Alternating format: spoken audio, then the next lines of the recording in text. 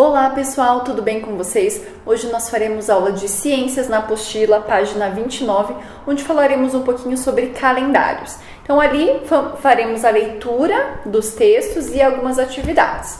Então, usamos o movimento dos astros para definir períodos de tempo como dia, semana, mês e ano. Entretanto, para registrar os acontecimentos e separar os eventos em passado, presente e futuro, marcando a passagem do tempo, precisamos de um calendário. Assim, podemos dizer coisas como: eu nasci no dia 15 de julho de 2009, meu irmão nasceu 2 anos depois de mim e ainda faltam 3 meses para as férias. O tempo passa para todos os povos e cada povo encontrou uma maneira de marcar a passagem do tempo. Observe o calendário de um dos povos indígenas brasileiros que vivem no Parque Nacional do Xingu, localizado no Mato Grosso. No calendário estão representados os ciclos da natureza, como períodos de chuvas ou secas, reprodução dos animais, formação de frutos comestíveis, tempo certo para plantar e colher, melhor período para a pesca e festividade. Então, vocês estão vendo ali um calendário indígena com os meses do ano e algumas imagens. E cada mês para eles representa algo diferente. Então, prestem atenção na explicação que a professora vai fazer de acordo com essa imagem do calendário. Para eles, o mês de janeiro é o mês em que as matas ficam bem crescidas. As árvores ficam todas com as folhas bem verdes. Os capins ficam grandes. As plantas crescidas na roça ficam no ponto de colher, como o milho que as mulheres colhem para fazer cozido, mingau, torrado ou assado. É o mês que chove muito. Em fevereiro é o mês que tem muita chuva ainda, mês que dá mais mosquito. Os rios continuam cheios e as frutas estão caindo. Nesse mês comemos muito matrinchã. Março, os homens começam a preparar as foices e machados para dar início à roçada.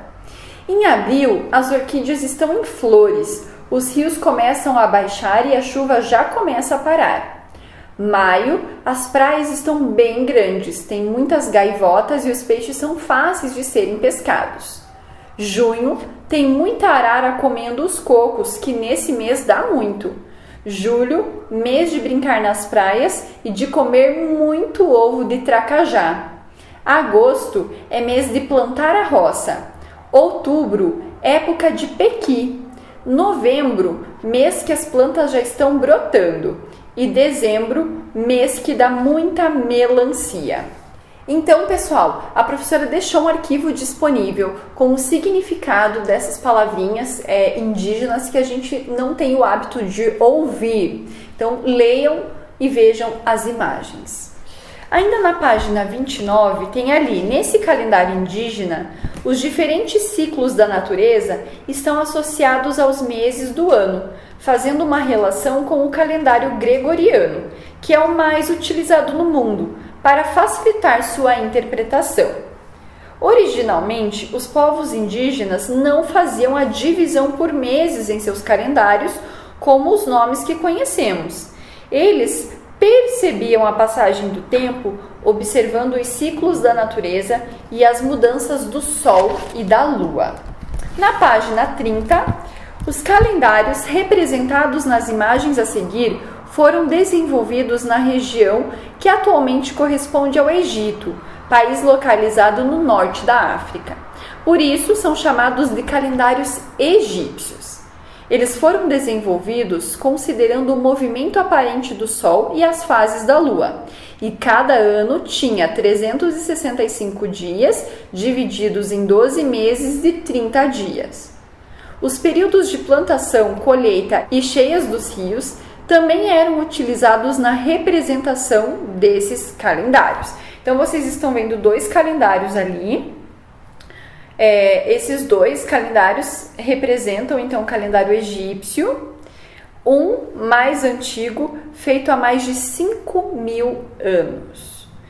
Além desses calendários, no decorrer da história da humanidade, existiram vários outros tipos de representações de calendários e formas de organizar a contagem do tempo. Então, pessoal, a professora deixou um link disponível bem legal, um link cheio de informações sobre os vários tipos de calendário de diferentes culturas. É bem legal vocês fazerem essa leitura e conhecer um pouquinho do calendário e dessas culturas que existiram. Ainda na página 30, tem ali o calendário que usamos. Então, diferentes povos inventaram diferentes calendários. Entretanto, na atualidade, a maior parte dos países usa o mesmo calendário, chamado de calendário gregoriano.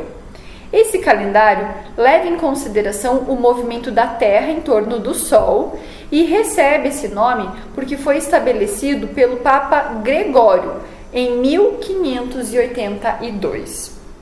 O calendário gregoriano apresenta 365 dias divididos em 12 meses. Os meses podem ter 30 ou 31 dias, com exceção de fevereiro, que em geral tem 28 dias, mas de 4 em 4 anos tem um dia a mais no mês de fevereiro, que é o dia 29. E esse dia 29, ele acontece por causa do ano bissexto, que já já a gente vai conhecer um pouquinho mais. Então, na página 31, diz ali: no entanto, a cada 4 anos, fevereiro recebe um dia a mais. Isso acontece porque o movimento de translação da Terra leva aproximadamente 365 dias e 6 horas, mas o ano gregoriano tem apenas 365 dias. As 6 horas que sobram a cada ano, elas são somadas, formando um dia de 24 horas. Assim, de 4 em 4 anos, o mês de fevereiro tem um dia a mais, que é o dia 29. E são chamados, então, de anos bissextos. Ali na seção lápis na mão, tem algumas atividades. Então, na número 1, complete as frases a seguir com o período de tempo mais adequado: ano, mês, semana ou dia. Então, vocês farão uma leitura das frases e vão completar com essas palavras. Cada palavra vai combinar, com uma frase correta e pode se repetir ali palavrinhas.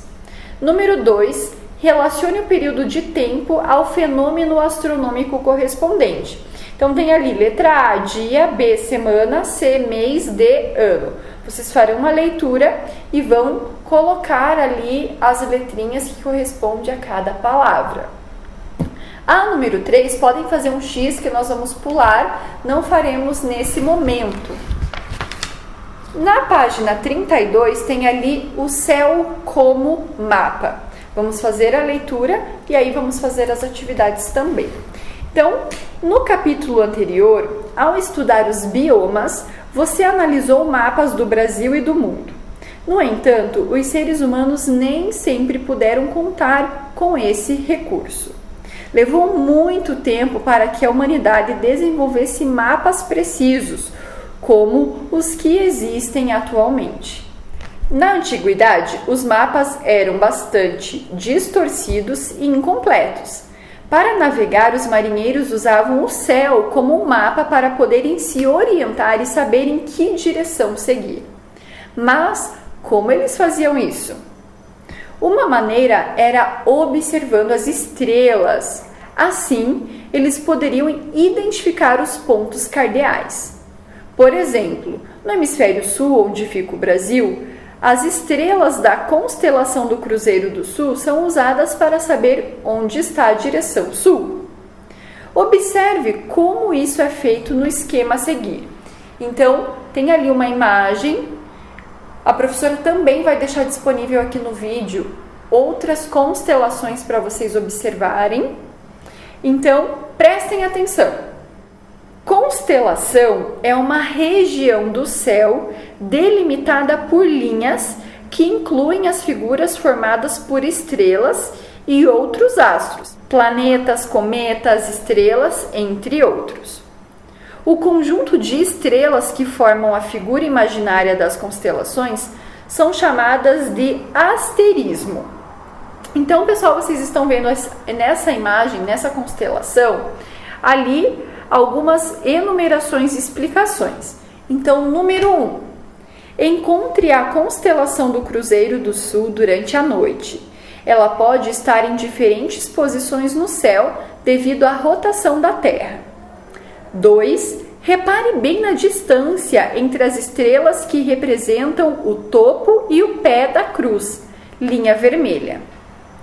3. Agora imagine uma linha 4 vezes e meia maior que essa distância, como se fosse uma continuação da constelação. E 4. Por fim, imagine uma linha vertical até o chão. O ponto onde a linha encontra o chão é o ponto cardial sul. Na página 33, vocês farão a leitura da seção Você Sabia? E aí, depois dessa seção, tem ali: se uma pessoa ficar de costas para o sul, a direção norte estará à sua frente, o leste estará à direita e o oeste estará à esquerda. Durante o dia, é possível se orientar pela posição do sol no céu. Ficando em pé com o braço direito voltado para o lado em que o sol surge, a direção norte estará à sua frente e a direção sul às suas costas. A direção leste estará à direita e a oeste à esquerda. Esse método não é preciso bastante para encontrar os pontos cardeais exatos, mas é útil para saber onde está a direção norte, por exemplo. Então, para vocês entenderem melhor essa atividade, falando um pouquinho sobre pontos cardeais, a professora deixou um vídeo disponível, eu quero que vocês acessem e assistam, pois assim vocês vão conseguir até praticar mesmo, saber as direções e conseguir identificar as direções. Na página 34 tem ali uma vareta no chão. Então, um dos primeiros instrumentos astronômicos inventados pelo ser humano que se tem registro era bem simples. Apenas uma vareta fincada no solo. Esse instrumento era chamado de gnomon. Mas para que serve um gnomon? Mesmo simples, o gnomon era usado para saber quando um novo ano começava, onde ficavam os pontos cardeais e até mesmo as horas do dia. Em um relógio de sol, analisando a direção e o tamanho da sombra que o gnomon projeta no chão, é possível saber as horas. Bússola. Há quase 1000 anos foi desenvolvido pelos chineses outro instrumento chamado bússola para identificar os pontos cardeais. Desde então, a bússola tem sido usada para navegadores e exploradores de todo o mundo e modificada, ficando cada vez mais moderna. A bússola é composta de uma agulha e um mostrador com símbolos que indicam os pontos cardeais: N norte, S sul, L leste e O oeste. Para usá-la, deve-se movê-la até que a agulha aponte para o símbolo N norte, e dessa forma é possível saber a direção dos demais pontos cardeais.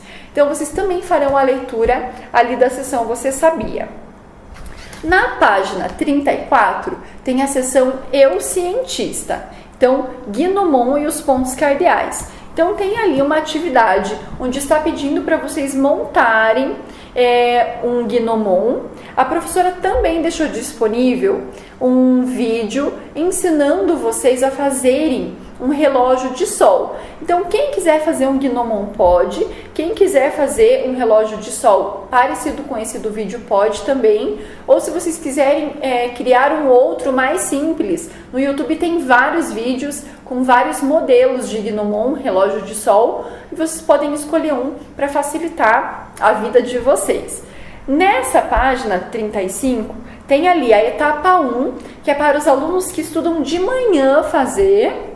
E aí, na página 36, tem a etapa 2, que são as indicações para os alunos da tarde fazer. Então, vocês farão a leitura, vão tentar fazer essa atividade e depois que vocês construírem o relógio de sol de vocês, vocês vão analisar, o relógio, como ele funciona, e aí vocês vão fazer a última página de ciências, que é a página 36, com algumas perguntinhas referente a esse relógio que vocês criaram.